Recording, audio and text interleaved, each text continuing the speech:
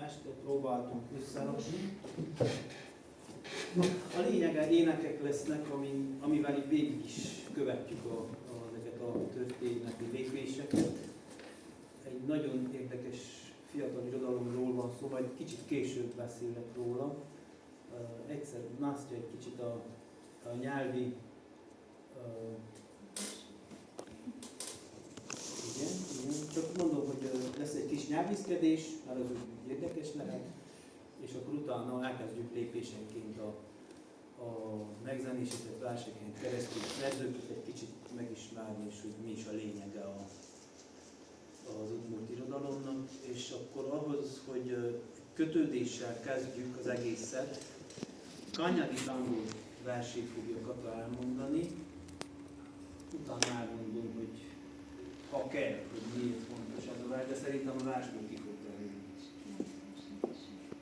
A kiállításnak is az a címe, igen, hogy vannak vidékek, ez lehet, hogy beugrik egyeseknek a Kanyadi kötetből, de abban a kötetben van ez a vers, ami úgy kapcsolja össze Kanyadit az Udmurtokkal, hogy ő volt talán az egyetlen magyar költő, aki járt is Udmurtföldön, és személyes élményben is neki ez a nyelvrokonság.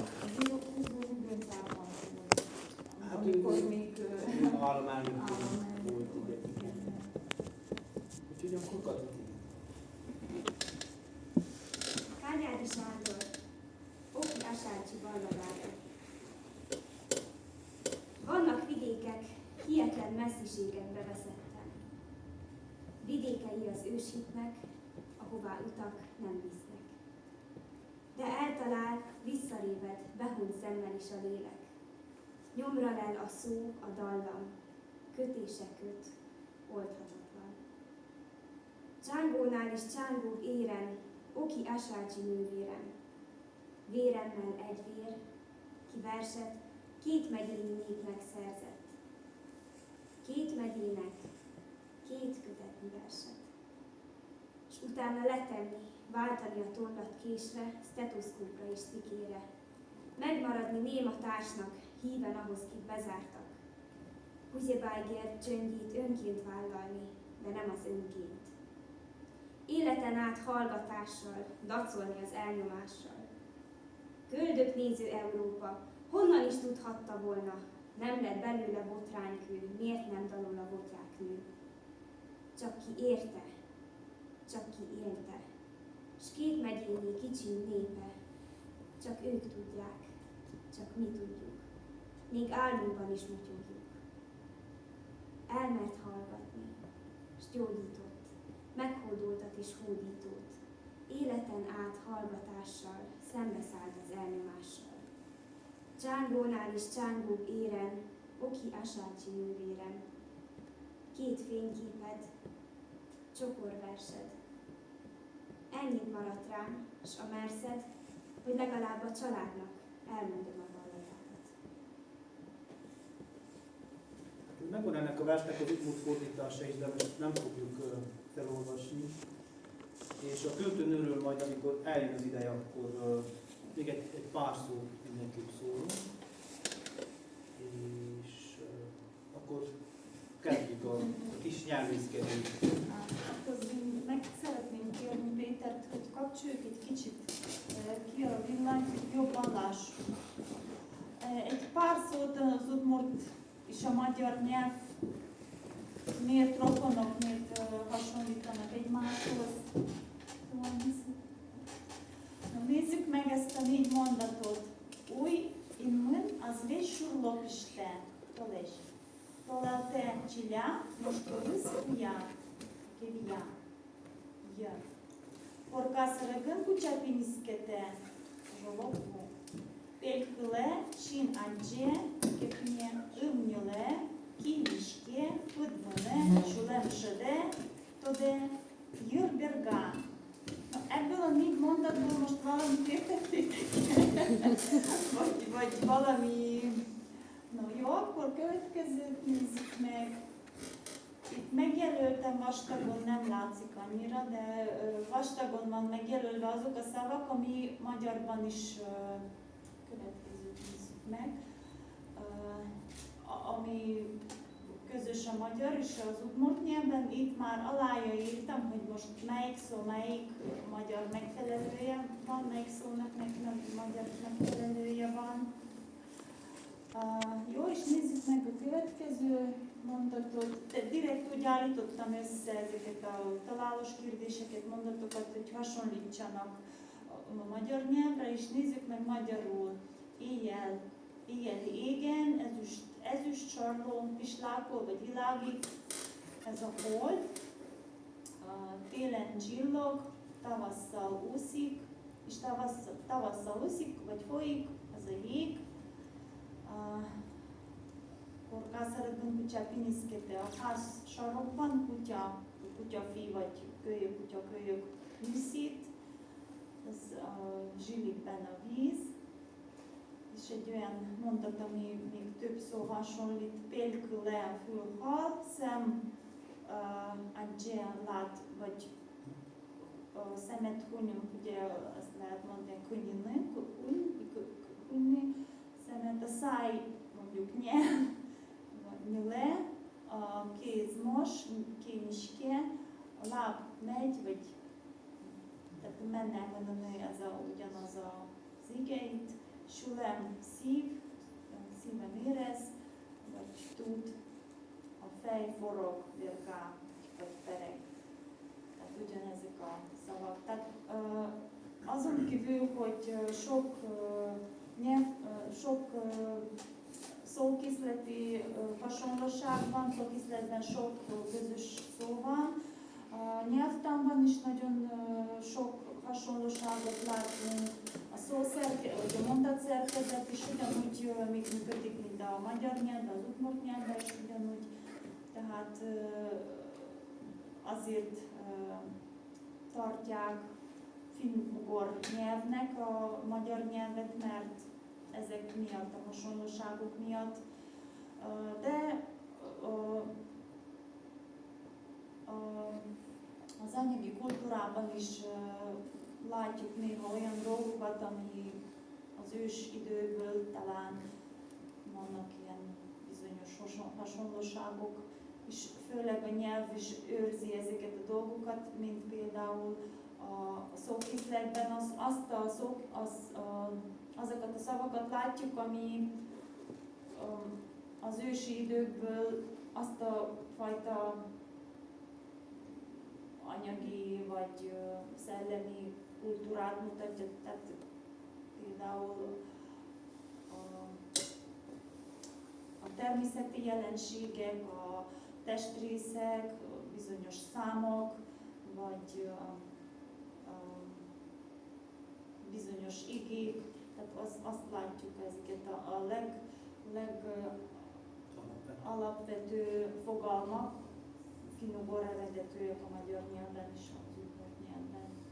Nagyon röviden, ha lesznek kérdések, szívesen válaszolok majd a végén, akkor majd vissza lehet térni a témához, és akkor mondjuk tovább az irodalom. Jó, Vagy szerintem most a villany visszakapcsolhat, hogy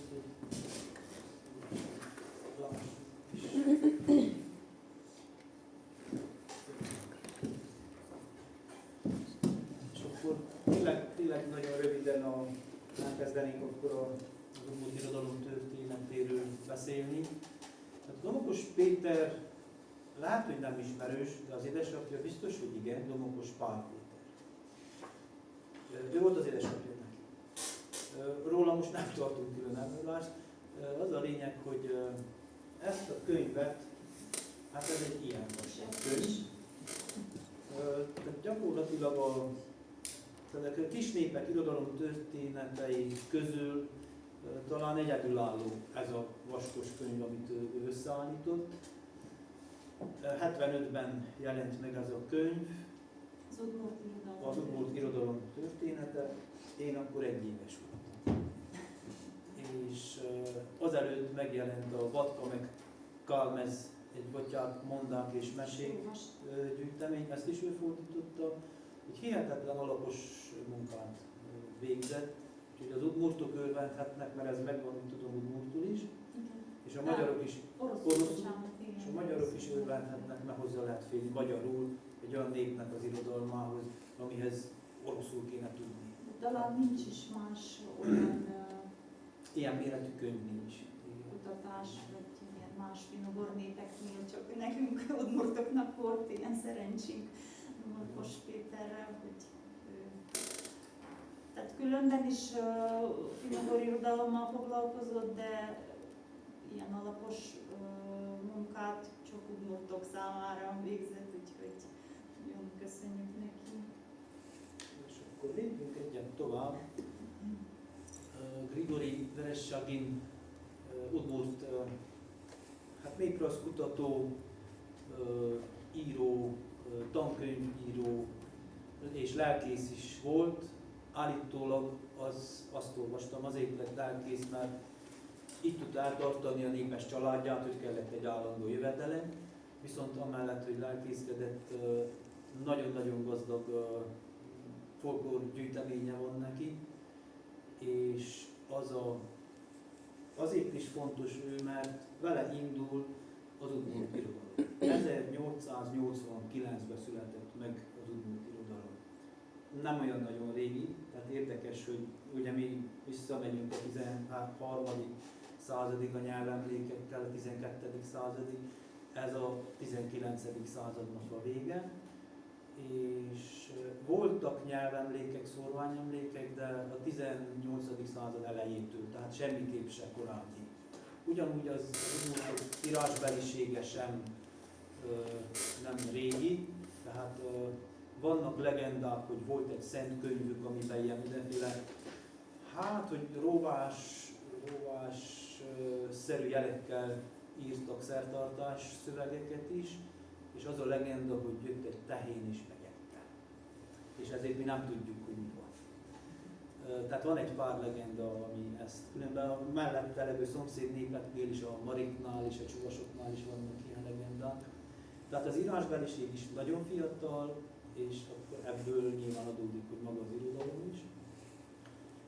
És az első irodalmi alkotás az gyakorlatilag egy népdalszerű vers, amit ő írt Udmurtul, egy altató. És az érdekesség ennek az altatónak, hogy ő ezt megírta, és ez az altató került be a népköltészetbe.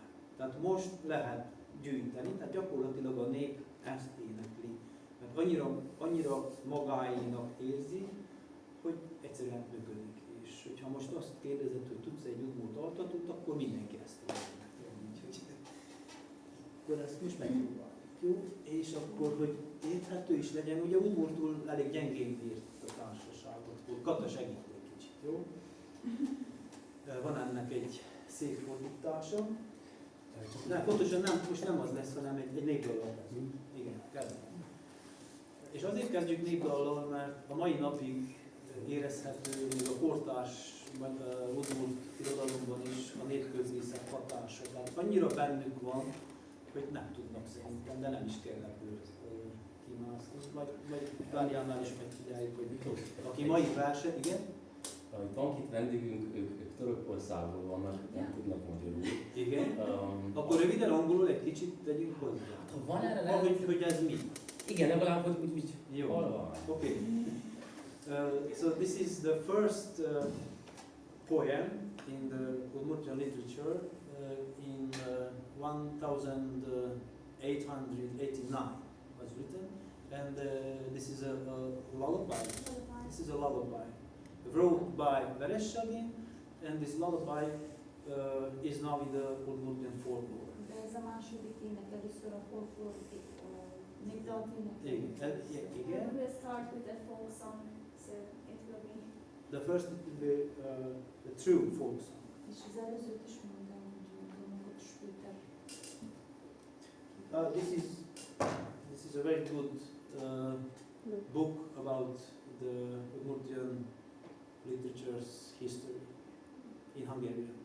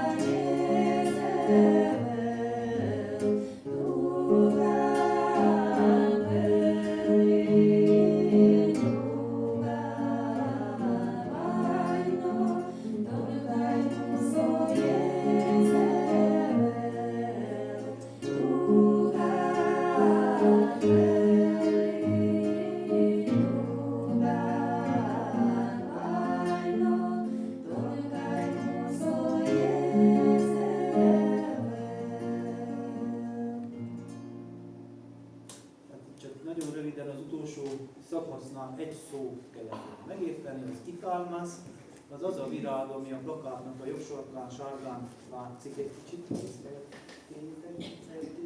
Ez az ergevoglárka, amit úgy képzeljük el, mint a magyarság tulipánját. Tehát ez a nemzeti viráguk, annyi a különbség, hogy magában a tárgyi népművészetben nem jelenik meg annyira, mint a tulipán, hogy aztán már mindenhol az van, de az irodalomban és a népköltészetben egy központi virágról van.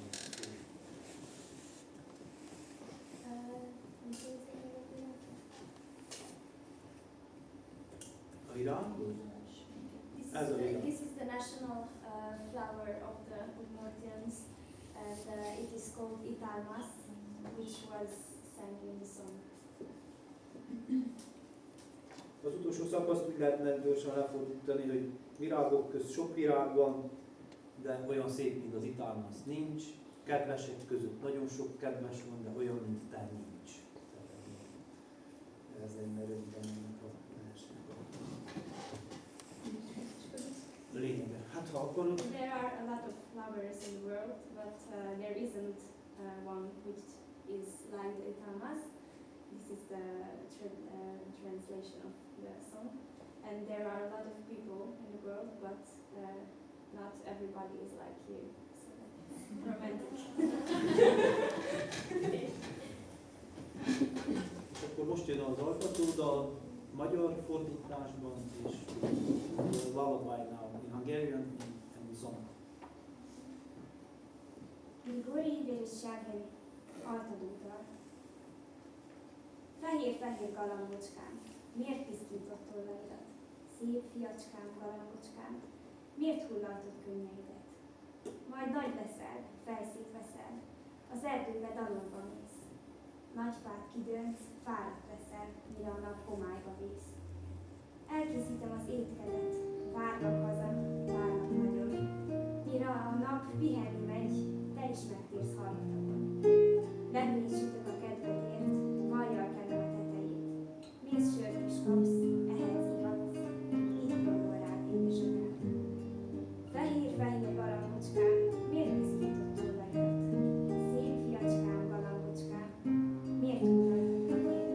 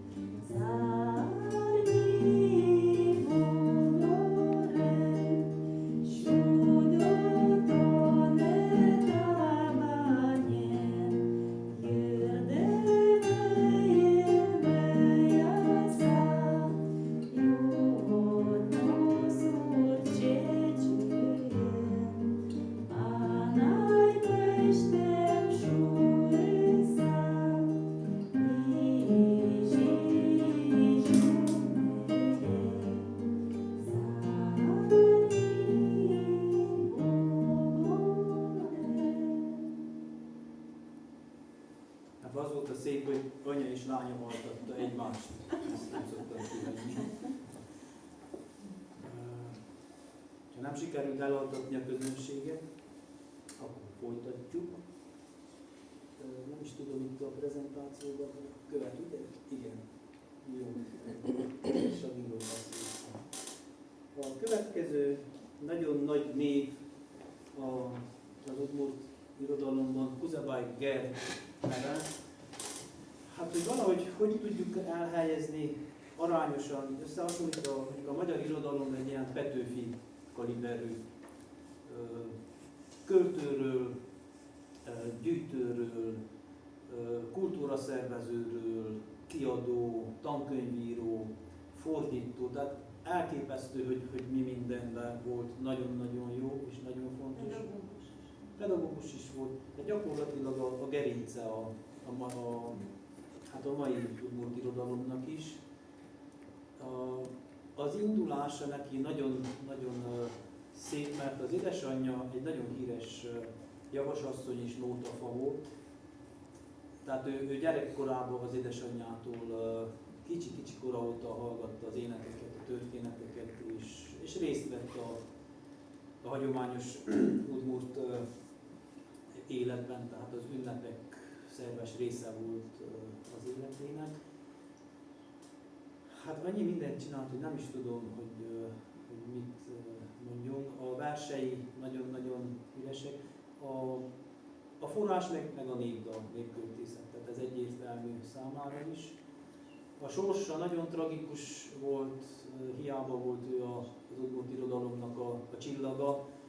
A sztálini terror lefejezte a teljes szovjet értelmiséget, tehát ott nem volt kegyelem senkinek, tehát gyakorlatilag megvádolták, elítélték, és munkatáborba végezte az életét. A rehabilitálása az 50-es évek, 60-as évek végén kezdődött, de még nagyon sok minden van, amit meg kéne mutatni az embereknek. Magáról, az ő életfilozófiájáról egy vers a legjobb, amiben, hogyha belehallgatnak, benne van a teljes szíve, lelke, gondolata, úgyhogy Katát hallgass. Kuzabai Gerd is one of the most important poets, and how to say it, he did a lot of things. He was a teacher, and he wrote a lot, and he is very important for the Udmurt literature. And his mother also was quite important in his life. She knew a lot of songs, folk songs, and which was the root of his poems. And unfortunately, his life was quite hard in the Stalin. Yes, in the Stalin era, because there wasn't place for literature and such things in that era. So, yes.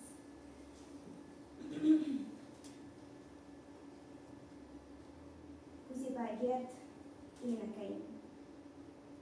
Énekeim vérfolyamok mentén, égi utakról, hol pacsirta szól, esztendők hosszán szegődtek hozzám. Udmurt falvakban, járva-jártomban, halva hallgattam, gyűjtve gyűjtöttem.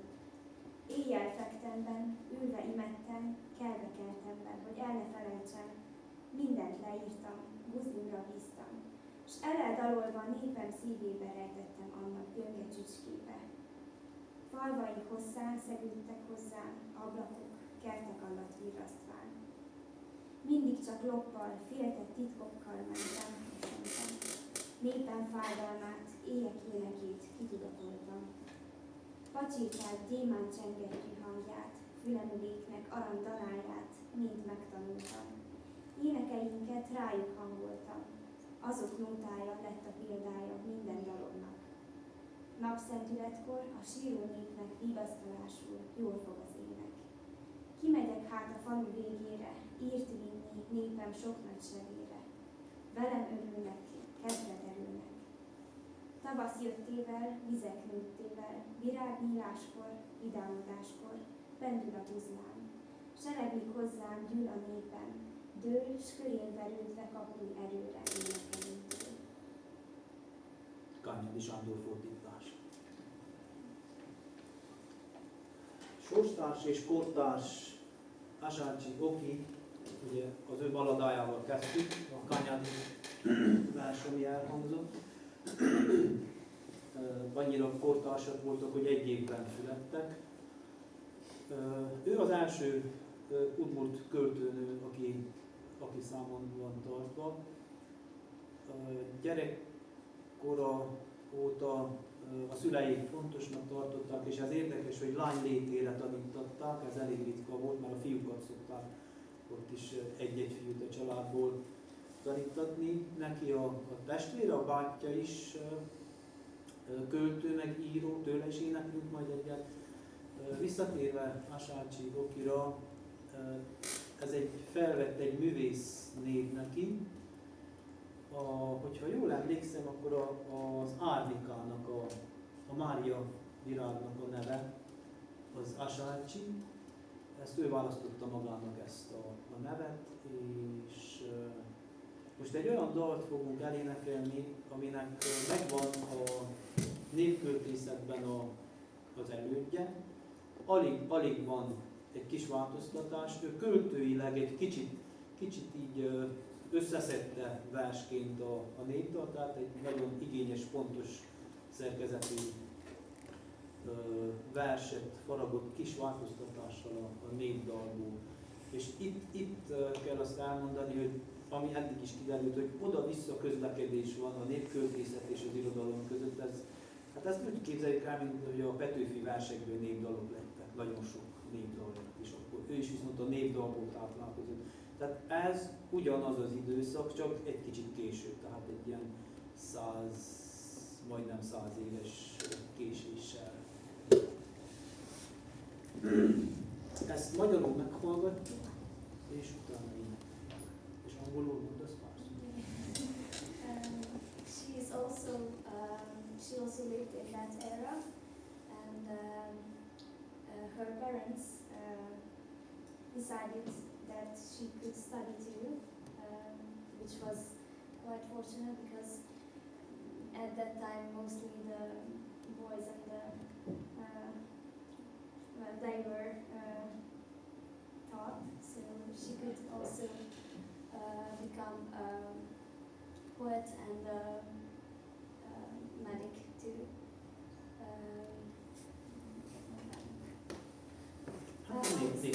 So the next song and one will be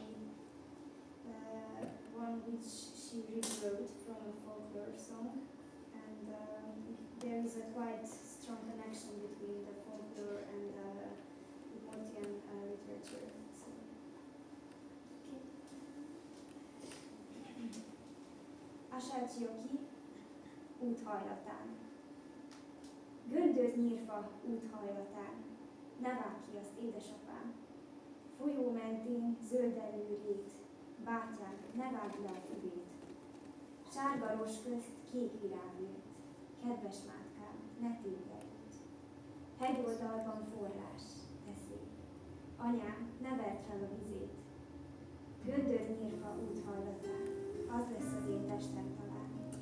Sárguló fű héten, ha van, az lesz az én fakó hajam. Sárga ros közt kék virágok, kék szemeim, mikkel látok. Hegy alól, ha forrás serken, az én elsírt sok pénzsetem.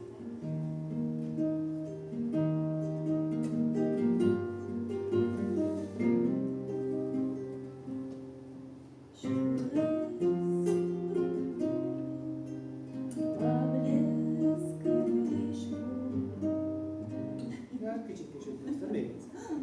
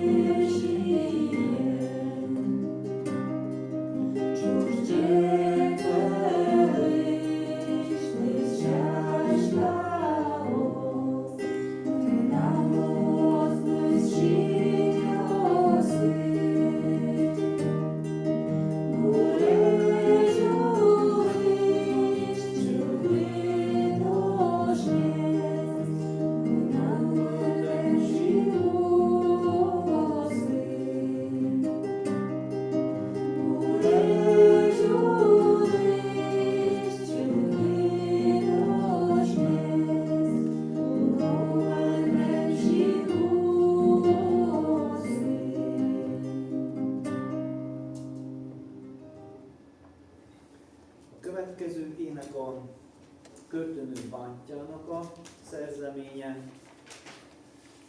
Ennek a versnek nincs fordítása, úgyhogy vagy megértik, vagy elhiszik, amit mondok. Egy fiúnak a hazatérte, valószínű, hogy a harcmezőről, és azon gondolkodik, miközben megy hazafele, hogy fogja őt fogadni az édesapja, befogja a lovat, az édesanyja ételt készít, a nővére ruhát vad, és persze a kedvese várja a végén forró teával. Tehát erről szól az ének. És még elfelejtettem Masácsi Okiról egy fontos dolgot mondani, visszatérve, hogy a Kányádi balladában, hogyha esetleg megfigyelték, 2 kötetről beszél.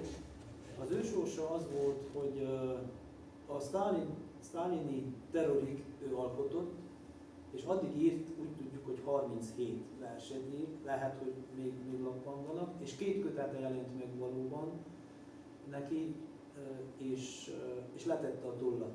Tehát amikor jött az erős idő, ő úgy döntött, hogy visszalépik, és szemorvosként dolgozott a világháború idején, és egészen nyugdíjas koráig szemorvos hivatása volt neki, tehát nem írt.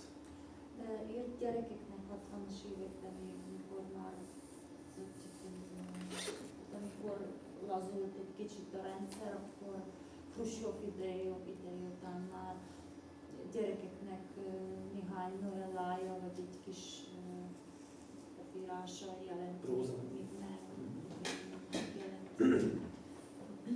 De verseket már nem írt. Nem teszem a kötet, de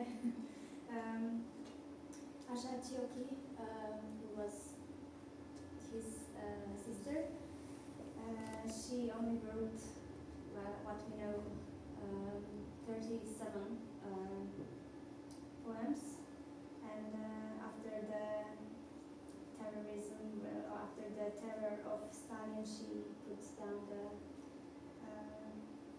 pen and she didn't write anymore.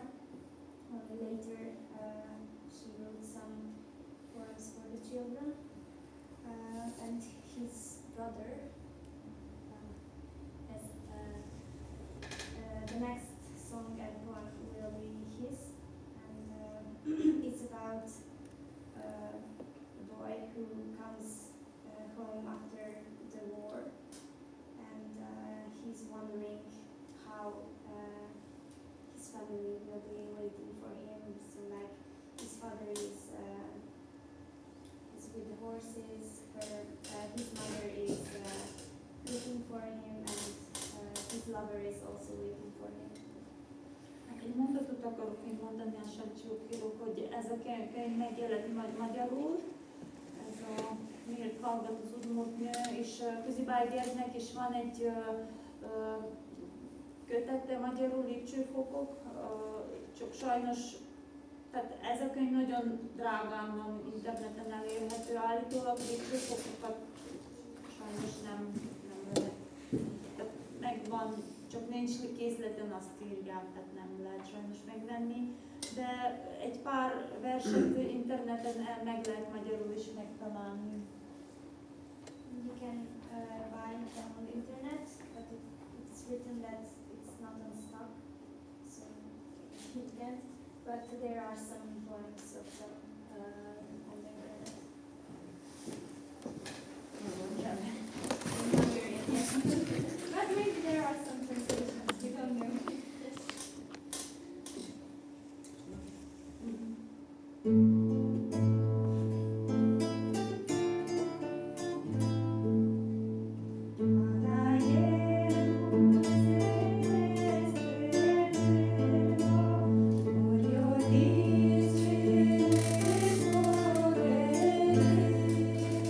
Oh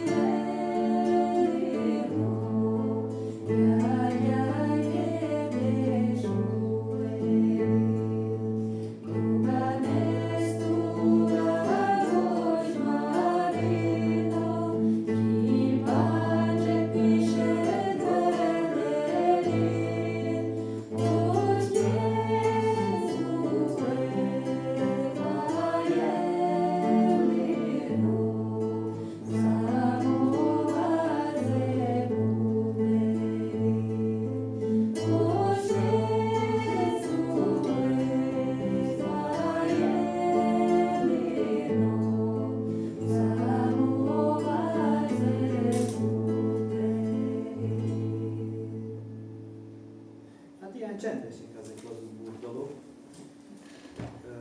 Nagyon énekes nép, nem mondjuk ezt, hogy talán a világ egyik legdalosabb népe, és élő folklórral, élő népdallal büszkélkedhetnek, nem úgy, mint mi, hogy gyűjtésből megtanuljuk, és nem merünk hozzátenni, se elvenni szöveghez, semmi képdallamhoz, esetleg egy kicsit. Annyira élő, hogy van például egy olyan műfaj, hogy köszöntő vendégfogadó ének, annak van egy alapszövege, de azt módosítja. Tehát az adott helyzethez, az adott emberhez belefoglalja a nevét, hogyha úgy van, vagy az alkalomhoz igazítja a szöveget, tehát ez még egy jó állapot.